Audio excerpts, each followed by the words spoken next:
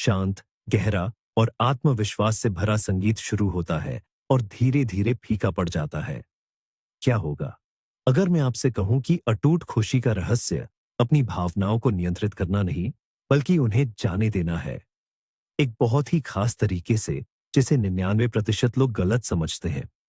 समाज आपको सिखाता है कि एक मजबूत आदमी महसूस नहीं करता, वह गुस्सा, डर या उदासी नहीं दिखाता।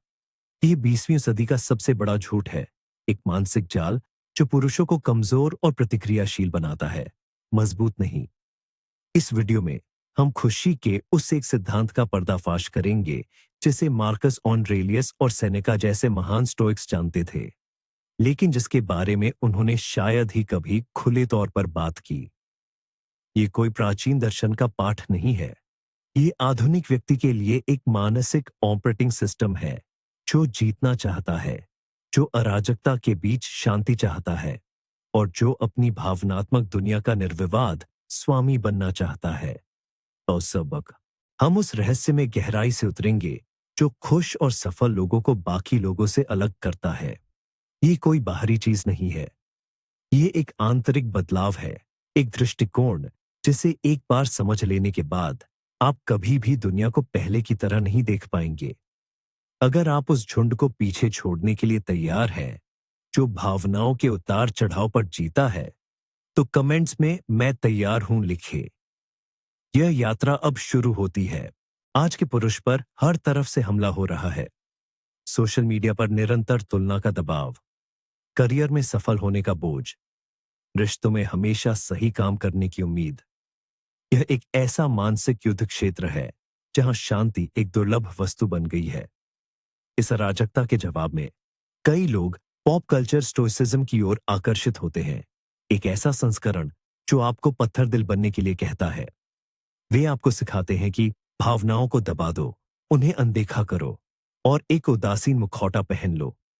लेकिन यह एक खतरनाक आधा सच है। भावनाओं को दबाना एक बांध बनाने जैसा है, जो किसी भी क्षण टूट सकता है। यह कमजोरी का संकेत है, ताकत का नहीं। यह आपको बाहरी दुनिया के प्रति और भी अधिक संवेदनशील बना देता है, क्योंकि आप लगातार अपनी आंतरिक दुनिया से लड़ रहे होते हैं। आप भावनात्मक रूप से अस्थिर हो जाते हैं।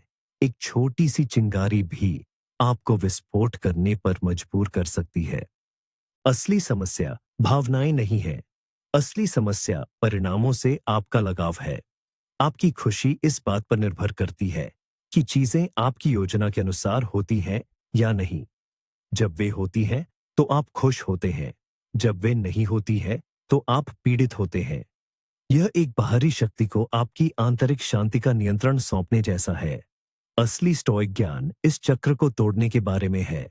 यह एक ऐसा सिस्टम बनाने के बारे में है जहां आपकी खुशी और शांति पूरी तरह से आपके नियंत्रण में हो, चाहे बाहर कुछ भी हो रहा हो। और यही वह रहस्य है जिसे हम आज खोलने जा रहे हैं। यह सिर्फ जो आपके नियंत्रण में है उस पर ध्यान केंद्रित करने से कहीं ज्यादा गहरा है। ये उस प्रक्रिया में ही आनंद खोजने के बारे में है। अपनी भावनाओं को बंद कर दो, लेकिन यह एक खतरनाक जाल है। अपने गुस्से को दबाना एक बीच बॉल को पानी के नीचे रखने जैसा है। इसमें लगातार ऊर्जा और प्रयास लगता है। जिस पल आपका ध्यान हटता है, वह और भी ज्यादा ताकत से सतह पर वापस आ जाता है, अक्सर विनाशकारी परिणामों के साथ।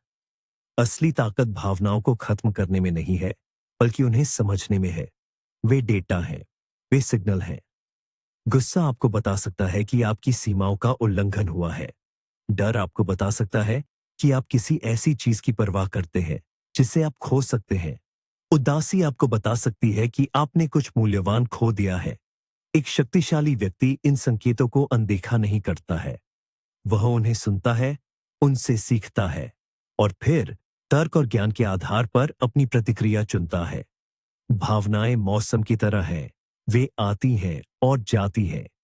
आप मौसम को नियंत्रित नहीं कर सकते, लेकिन आप यह चुन सकते हैं कि आप छाता लेकर चलेंगे या रेनकोट पहनेंगे।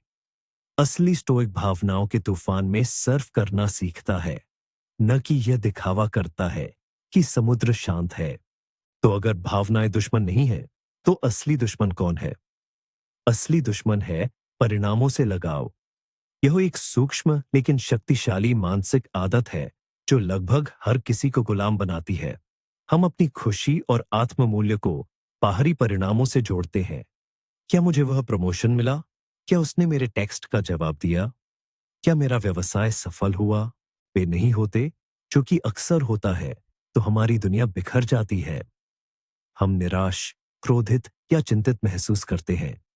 यह एक अंतहीन रोलर कोस्टर है और आप ड्राइवर नहीं हैं, आप सिर्फ एक यात्री हैं। स्टोइक्स ने इस समस्या को 2000 साल पहले ही पहचान लिया था। उन्होंने महसूस किया कि सच्ची स्वतंत्रता तब मिलती है जब आप अपने प्रयासों को परिणामों से अलग कर देते हैं। इसे समझने के लिए धनुर्धर का रूपक सोचें। एक विशेषज्ञ धनुर्धर अपना सब कुछ सही शॉट लगाने में लगाता है। वह अपनी मुद्रा, अपनी सांस, अपने लक्ष्य पर ध्यान केंद्रित करता है। वह धनुष को सही ढंग से पकड़ता है और तीर को सटीकता से छोड़ता है। यह सब उसके नियंत्रण में है। लेकिन एक बार जब तीर हवा में होता है, तो वह उसके नियंत्रण से बाहर हो जाता है। हवा का एक झोंका उसे रास्ते से भटका सकता है, लक्ष्य हिल सकता है।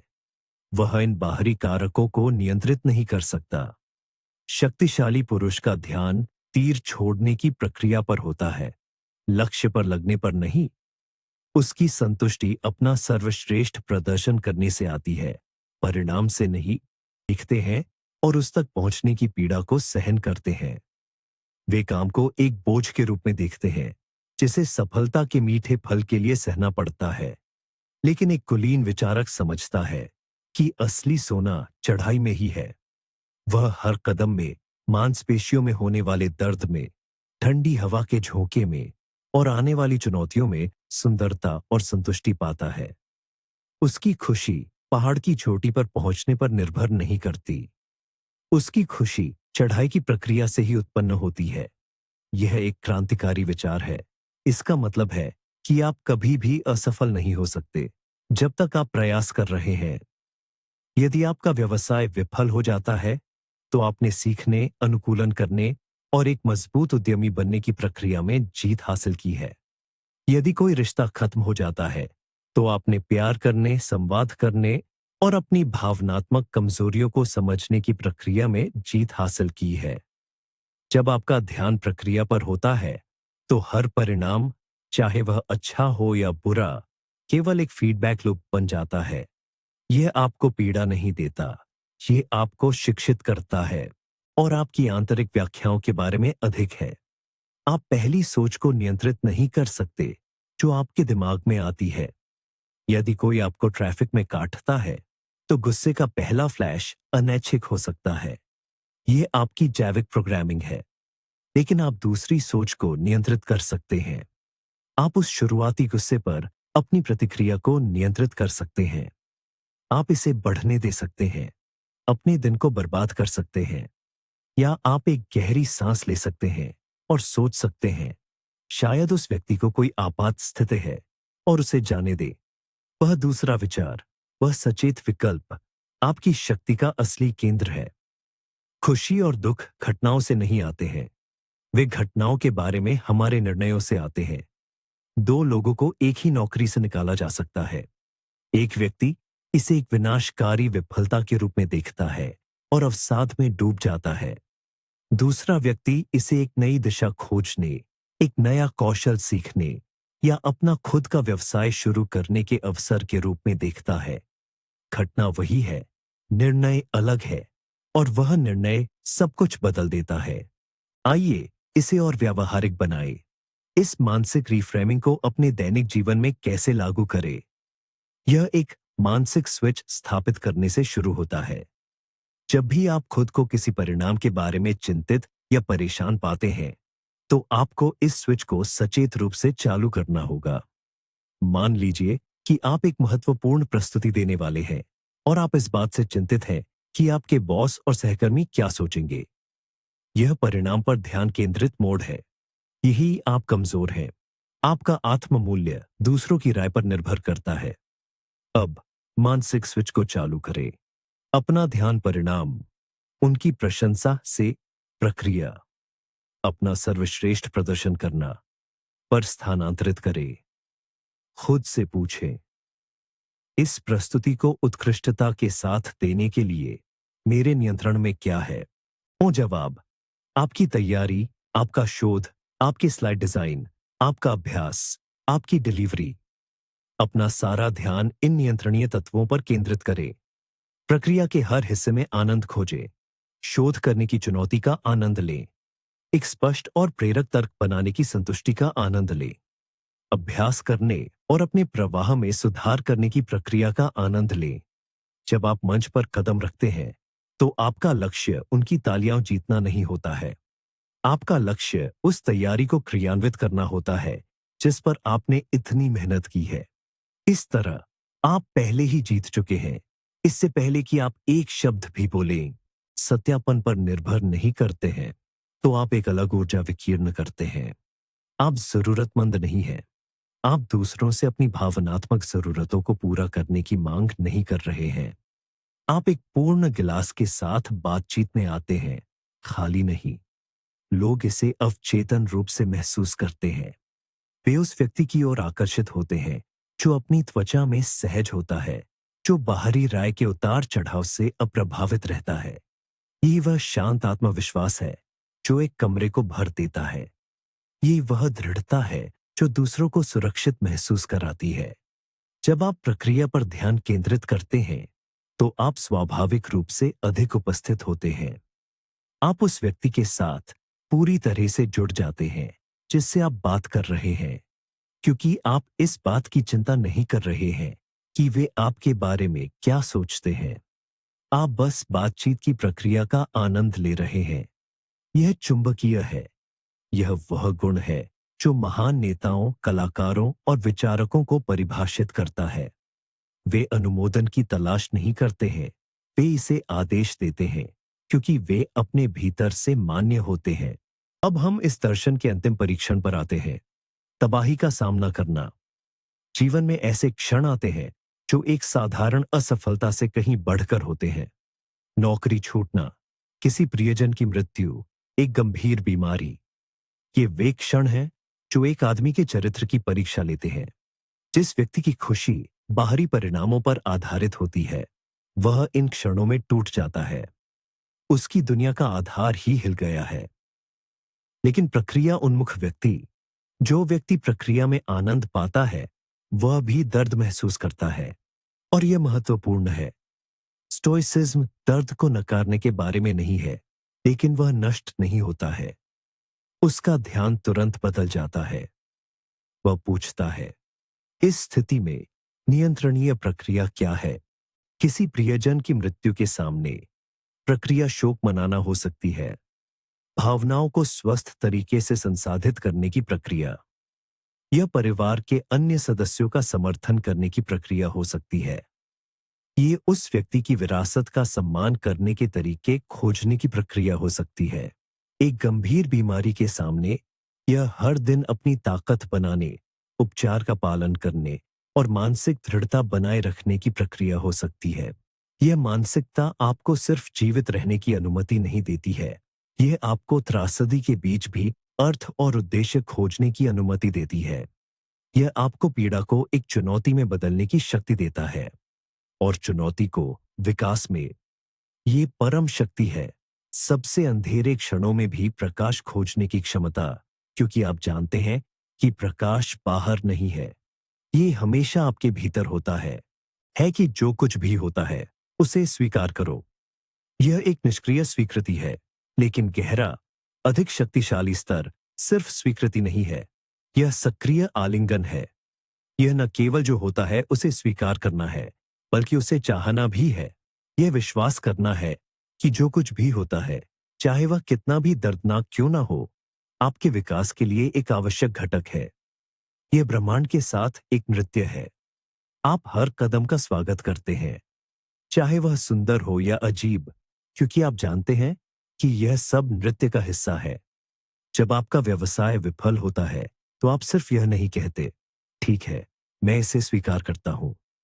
आप कहते हैं, धन्यवाद, इस अनुभव ने मुझे जो सबक सिखाया वह सफलता से कहीं अधिक मूल्यवान है। मुझे इसकी आवश्यकता थी। जब कोई आपको अस्वीकार करता है तो आप कहते हैं, धन्यवाद, इसने मुझे दिखाया कि मेरा आत्ममूल्य किसी और की राय पर निर्भर नहीं होना चाहिए। इसने मुझे मुक्त कर दिया। यह मानसिकता आपको अजेय बना देती है। आपको कैसे हराया जा सकता है यदि हर बाधा, हर असफलता, हर दर्द आपके लिए ईंधन बन जाता है। आप एक ऐसे अल्केमिस्ट बन जाते हैं जो शीशे को सोने में बदल देता है। दुनिया आप पर जो कुछ भी फेंकती है, आप उसे अपनी ताकत का स्रोत बना लेते हैं। प्रियजन बीमार पड़ सकता है कि आप अपनी संपत्ति खो सकते हैं। इसका उद्देश्य आपको चिंतित करना नहीं है, बल्कि आपको दो चीजें देना है। पहला, कृतज्ञता। जब आप कल्पना करते हैं कि आपके पास जो कुछ है वह सब कुछ खो गया है, तो आप उन चीजों की अधिक सराहना करते हैं जो आपके पास अभी है। आपकी नौकरी एक बोझ के बजाय एक अवसर बन जाती है। आपका परिवार एक दायित्व के बजाय एक उपहार बन जाता है। दूसरा, लचीलापन। जब आप पहले से ही सबसे बुरे की कल्पना कर चुके होते हैं, तो यह अपनी भावनात्मक शक्ति खो देता है। यदि यह वास्तव में होता है, तो आप हैरान या नष्ट नहीं होते हैं। आपने मानसिक रूप से इसका पूर्वाभ्यास कर लिया है। आप तैयार हैं। यह एक फायर ड्रिल की तरह है। आप उम्मीद नहीं करते कि आग लगेगी, लेकिन आप अभ्यास करते हैं ताकि अगर ऐसा हो तो आप शांत और प्रभावी ढंग से प्रतिक्रिया कर सकें। यह अभ्यास आपको भविष्य के डर से मुक्त करता है। आप वर्तमान में अधिक पूरी तरह से जी सकते हैं, क्योंकि आप जानते हैं कि आप भविष्य में जो कुछ भी आएगा, उसका सामना करने के लिए मानसिक रूप से सुसज्जित हैं। तो हम इन सभी टुकड़ों को एक साथ कैसे जोड़ते हैं? यह एक दैनिक अभ्यास बन जाता है, एक मानसिक अनुष्ठान। यह सिद्धांतों का चक्र है। यह सुबह प्रीमेडिटेशियो मेलोरम से शुरू होता है, जो आपको दिन के लिए तैयार करता है। पूरे दिन आप सचेत रूप से नियंत्रण की दुविधा का अभ्यास करते हैं, अपने ध्यान को परिणामों से प्रक्रियाओं पर स्थानांतरित करते हैं। जब भावनाएं उठती हैं, तो आप उन्हें दबाते नहीं हैं, आप उन्हें डेटा के रूप में देखते हैं। अपनी प्रतिक्रिया चुनने से पहले उन्हें समझते हैं, और शाम को आप चिंतन के साथ दिन का अंत करते हैं। सैनिका की तरह आप खुद से पूछते हैं, आज मैंने क्या गलत किया? मैंने क्या अच्छा किया? मैं कल बेहतर क्या कर सकता हूं? यह आत्मविश्लेषण आपको अपनी प्रगति को ट्रैक करने, अपनी कमजोरियों को पहचानने और अपनी ताकत को सुदृढ़ करने की अनुमति देता है। यह एक सतत सुधार का चक्र है। यह कोई ऐसी चीज नहीं है जिसे आप एक बार करते हैं और भूल जाते हैं। यह एक जीवन शैली है। यह एक योद्धा का मार्ग है जो हर दिन अपने दिमाग को तेज करता है। समय के साथ यह दूसरी प्रकृति बन जाता है।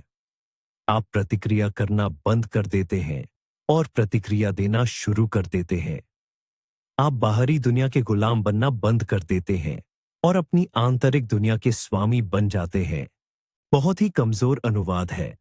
यूडेमोनिया का असली मतलब है मानव उत्कर्ष या अपनी उच्चतम क्षमता पर जीना। यह एक क्षणिक भावना नहीं है, यह अस्तित्व की एक स्थिति है। यह उस संतुष्टि से आता है जो यह जानने से मिलती है कि आप हर दिन अपना सर्वश्रेष्ठ संस्करण बन रहे हैं, कि आप सद्गुण और उत्कृष्टता के साथ जी रहे हैं। स्टोइक्स का मानना था कि यूडेमोनिया जीवन का अंतिम लक्ष्य है, और यह बाहरी उपलब्धियों से नहीं आता है, यह आंतरिक चरित्र से आता है। जब आप प्रक्रिया पर ध्यान केंद्रित करते हैं, जब आप हर स्थिति में अपना सर्वश्रेष्ठ प्रदर्शन करने के लिए खुद को समर्पित करते हैं, तो आप यूडेमोनिया की स्थिति में जी रहे होते हैं। खुशी एक साइड इफेक्ट बन जाती है, लक्ष्य नहीं। यह एक गहरा बदलाव है। अधिकांश लोग खुशी का पीछा करते हैं, और यह हमेशा उनकी पहुंच से बाहर रहती है। कुलीन विचारक उत्कृष्टता का पीछा करता है, और खुशी स्वाभाविक रूप से उसका अनुसरण करती है। ये समझना कि आपकी भलाई आपके कार्यों में निहित है, न कि दुनिया की प्रतिक्रियाओं में, सच्ची स्वतंत्रता की कुंजी है। सर लिखा है, उन्होंने कल्पना की कि उनका मन एक किला है, एक ऐसी जगह जहां वह बाहरी दुनिया की अराजकता से पीछे हट सकते हैं। कोई भी इस गढ़ में प्रवेश नहीं कर सकता। जब तक कि आप उसे अनुमति न दें। राय, अपमान, असफलताएं वे सभी दीवारों से टकराकर गिर सकती है। यह गढ़ आपके सिद्धांतों, आपके मूल्यों और प्रक्रिया पर आपके ध्यान से बना है।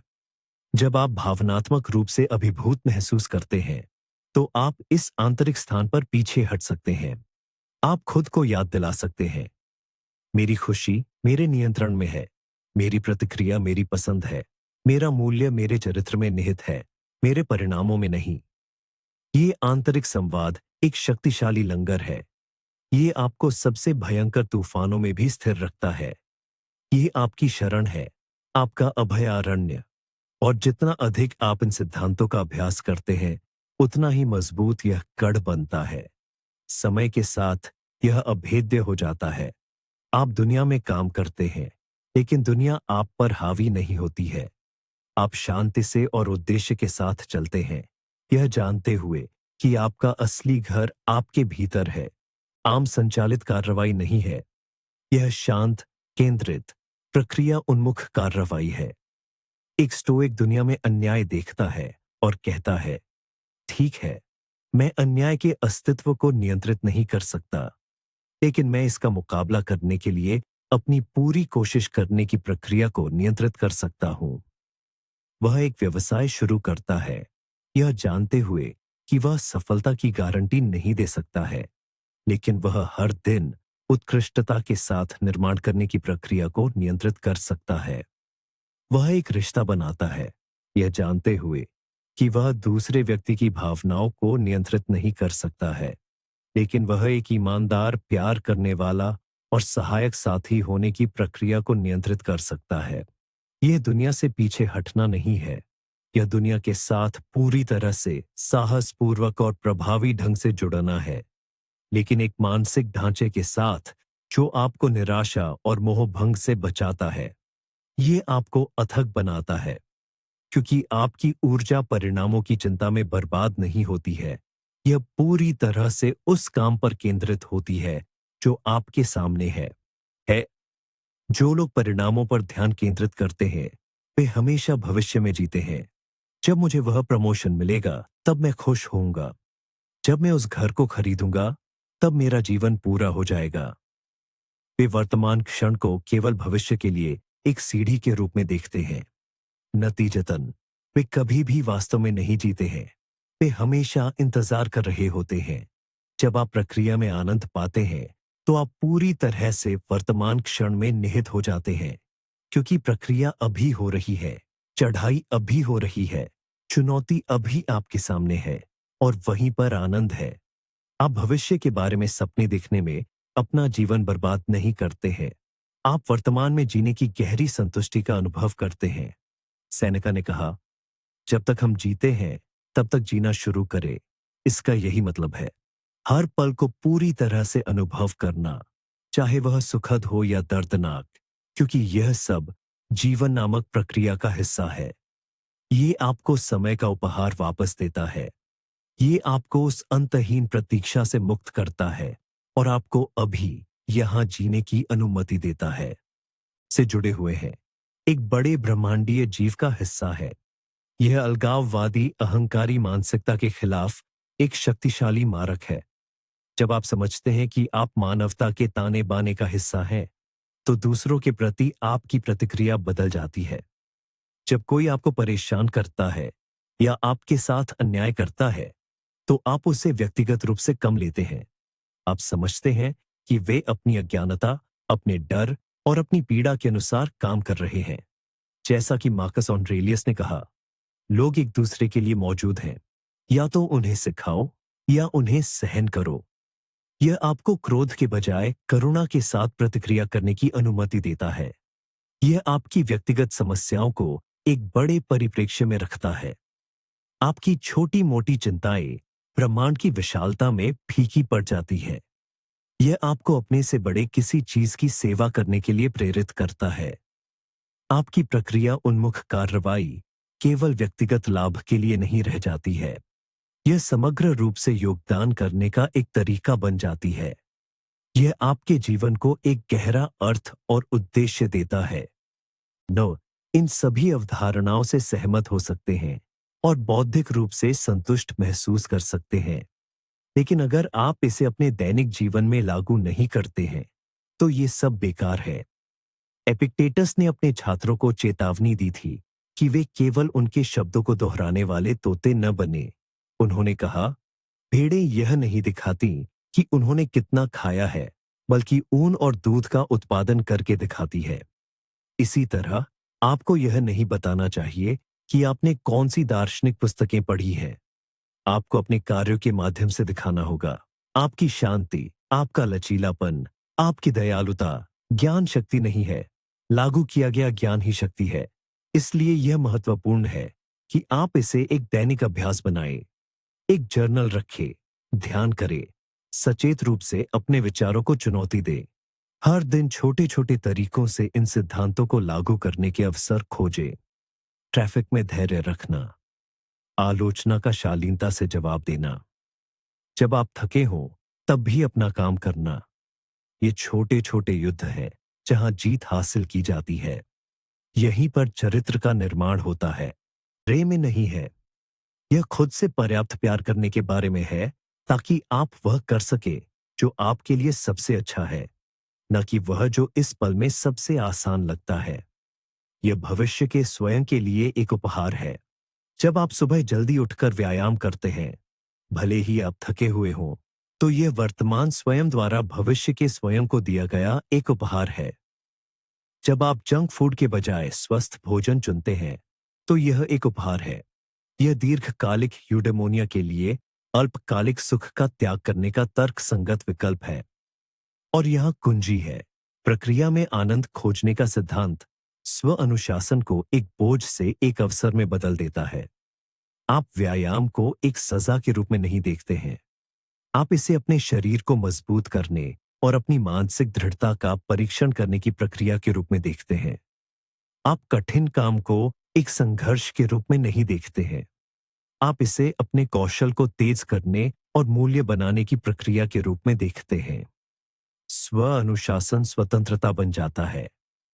आवेगों, आलस्य और तात्कालिक संतुष्टि की गुलामी से स्वतंत्रता। यह समझना भी महत्वपूर्ण है कि यह पूर्णता के बारे में नहीं है। आप असफल होंगे। ऐसे दिन होंगे जब आप अपनी भावनाओं को अपने ऊपर हावी होने देंगे। ऐसे क्षण होंगे जब आप परिणामों से जुड़ जाएंगे। आप इंसान हैं। लक्ष्य एक अप्राप्य आदर्श बनना नहीं है, लक्ष्य प्रगति करना है। जब आप गिरते हैं तो आप खुद को कोसते नहीं हैं। आप अवलोकन करते हैं, सीखते हैं और फिर से उठ खड़े होते हैं। एक स्टोइक अपनी खामियों के प्रति क्रूरता से ईमानदार होता है, लेकिन वह आत्म करुणा के साथ ऐसा करता है। वह समझता है कि विकास एक सीधी रेखा नहीं है, यह एक सर्पिल है। आप बार बार उन्हीं पाठों पर लौट सकते हैं, लेकिन हर बार एक उच्च स्तर की समझ के साथ। हर ठोकर सीखने का एक अवसर है, हर विफलता प्रक्रिया का हिस्सा है। यह मानसिकता आपको पूर्णतावाद के पक्षाघात से मुक्त करती है। यह आपको कार्रवाई करने की अनुमति देती है, यह जानते हुए कि यात्रा ही मंजिल है। आपके पर्यावरण का महत्व। स्टोइक्स ने सही साथियों और सलाहकारों को चुनने के महत्व पर जोर दिया। सेनेका ने कहा, उस व्यक्ति के साथ जुड़े जो आपको बेहतर बना सकता है। आपका वातावरण या तो आपके विकास का समर्थन कर सकता है या इसे बाधित कर सकता है। यदि आप उन लोगों से घिरे हैं जो लगातार शिकायत करते हैं, जो परिणामों से ग्रस्त हैं और जो अपनी भावनाओं के गुलाम हैं, तो उनकी मानसिकता आप पर हावी हो जाएगी। आपको सचेत रूप से उन लोगों की तलाश करनी होगी जो इन सिद्धांतों को जीते हैं। वे लोग जो शांत, लचीले और प्रक्रिया उन्मुख हैं। किताबें पढ़े, महान दिमागों के बारे में जाने, उन लोगों के साथ समय बिताए जो आपको चुनौती देते हैं और आपको प्रेरित करते हैं। यह आपके आंतरिक गढ़ को बाहरी समर्थन के साथ मजबूत करने जैसा है। यह स्वीकार करना है कि हम सामाजिक प्राणी हैं और हमारे आसपास के लोग हमारे चरित्र को आकार देने में एक शक्तिशाली भूमिका निभाते हैं। अपने सर्कल, अपने दायरे को बुद्धिमानी से चुनें। यह आपके द्वारा किए जाने वाले सबसे महत्वपूर्ण रणनीतिक निर्णयों में से एक है। तो वह रहस्य क्या है जिसके बारे में स्टोइक चुप रहे? वाक्यांश या एक गुप्त सूत्र नहीं है। यह एक संपूर्ण ऑपरेटिंग सिस्टम है। यह इस समझ पर आधारित है कि सच्ची खुशी और शक्ति बाहरी दुनिया को नियंत्रित करने से नहीं, बल्कि आपकी आंतरिक दुनिया में महारत हासिल करने से आती है। यह भावनाओं को डेटा के रूप में देखने, परिणामों से अनासक्ति का अभ्यास करने और सबसे महत्वपूर्ण रूप से प्रक्रिया में ही गहरा और स्थायी आनंद खोजने के बारे में है। ये अपने भाग्य को न केवल स्वीकार करने, बल्कि उसे प्यार करने और उसे अपने विकास के लिए ईंधन के रूप में उपयोग करने के बारे में है। यह एक आंतरिक गढ़ का निर्माण करने, हर दिन आत्मानुशासन का अभ्यास करने और खुद को उन लोगों से घेरने के बारे में है जो आपको ऊपर उठाते हैं। यह एक आसान रास्ता नहीं है, यह एक आजीवन अभ्यास है, लेकिन यह एक ऐसा रास्ता है जो सच्ची स्वतंत्रता, अटूट शांति और एक ऐसे चरित्र की ओर ले जाता है जो जीवन के किसी भी तूफान का सामना कर सकता है। ये वह मार्ग है जो आपको उन 1% पुरुषों में से एक बनाता है जो सिर्फ जीवन से गुजरते नहीं हैं, बल्कि जो वास्तव में जीते हैं। तो रहस्य यह नहीं है कि खुश रहने वाले लोगों को दर्द या कठिनाई का अनुभव नहीं होता, वे करते हैं। रहस्य यह है कि उन्होंने अपनी खुशी का स्रोत बदल दिया है। उन्होंने इसे नाजुक और अप्रत्याशित परिणामों से हटाकर अटूट और नियंत्रणीय प्रक्रिया पर केंद्रित कर दिया है। उनकी संतुष्टि जीतने से नहीं, बल्कि अच्छी तरह से लड़ने से आती है। उनकी शांति बाहरी शांति से नहीं, बल्कि आंतरिक दृढ़ता से आती है। आपकी शक्ति इस बात में नहीं है कि आपके साथ क्या होता है, बल्कि इस बात में है कि आप जो होता है उसके साथ क्या करना चुनते हैं। उस चुनाव में आनंद खोजें, हर चुनौती में विकास का अवसर देखें, हर पल को पूरी तरह से जीने की प्रक्रिया में खुद को डुबो दें। यही वह जगह है जहां सच्ची स्थायी शक्ति और खुशी पाई जाती है। आप वास्तुकार है, दुनिया सिर्फ सामग्री है। निर्माण शुरू करें। मिन्नत। इस गहरी यात्रा का हिस्सा बनने के लिए धन्यवाद।